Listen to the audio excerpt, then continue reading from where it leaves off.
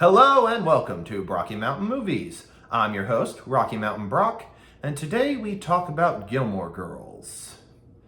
Or more accurately, the plot point in which you sold Rory. Now, this might not be a straightforward plot point or one they were aware of, but yeah, you sold her. You 100% sold her. For those who need a reminder, a quick rundown.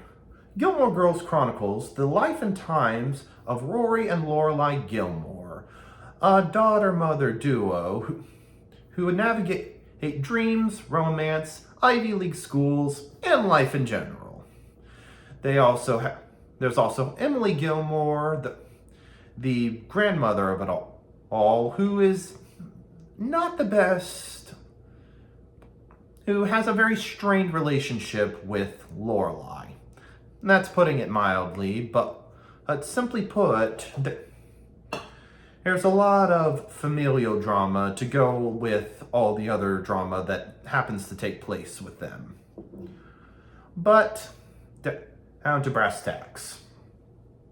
Now, it's worth noting that in Season 5, Episode 8, there's a joke where Emily invites a bunch of Yale alumni and their families who have sons that are around Rory's age to come and meet them. The way Rory puts it, she feels like a broodmare at auction. And not only is this a bit unwelcomed, but Rory's dating someone at this point. So a little extra layer of a little uncomfortableness. But let me get it down to the brass tacks. It's clear that you're making fun of the idea of arrangements and all that stuff, so you clearly have the social, what is the word? Capital or awareness of how these certain arrangements or relationships take place. But I'm going to point out something very important, and that is a very general idea that some people get, that if you get enough money, you can afford a side piece. That being rich somehow gives you a pass in being unfaithful to a relationship. What's weird is that without even meaning to, I read 3 different books that dealt with this very phenomenon. The Best of Us, Crazy Rich Asians, and Good Girl Complex. All of which dealt with the idea that if a guy has enough money, he can afford to cheat on his girlfriend. Now, each of them dealt with this in a different way. I'm not going to say which, but one just broke up with him. The other said they'd forgive him, but only after she made sure that he made a mistake, that he let him wallow in his mistake, and that her forgiving him is very, very conditional. I can't tell you about the third one because it's a plot point, but none of them just did nothing. All of them addressed the problem, and none of them just rolled over and forgave him for it. Without even him really apologizing or even admitting that he was wrong. On a side note, I'd recommend all 3 of him. Best of Us is the best of the ones that I said, but all of them are solid and thumbs up. Best of Us and Crazy Rich Asians, those are great. Hey, go ahead and read those. But I digress. Now we skip forward to Season 6, Episode 16.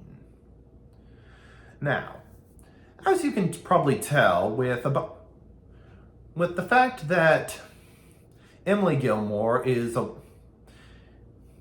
an Ivy League alumni, Lorelai built her own business from the ground up, and Rory later attending an Ivy League university, you would think that a show has a lot of themes and elements of feminism, and girls can do whatever they set their mind to, and about being tough, independent, feministic. True, but then this happens. You took your main character and you sold her. You had her boyfriend at the time cheat on her, made her cry, break down, and not just single tear. You had her break down crying, have him give a half apology, and she takes him back. Wow. See what I said? There's a difference between you being way too good a person or a little too forgiving and being sold. Where you can treat me like garbage all you want and I will still come back to you. Yeah. That kind of takes whatever feministic message you were shooting for and right out the window. And what's worse is that even when he was her boyfriend, it's not like they met on good terms or this is not typical behavior for him. It's 100% how he acts.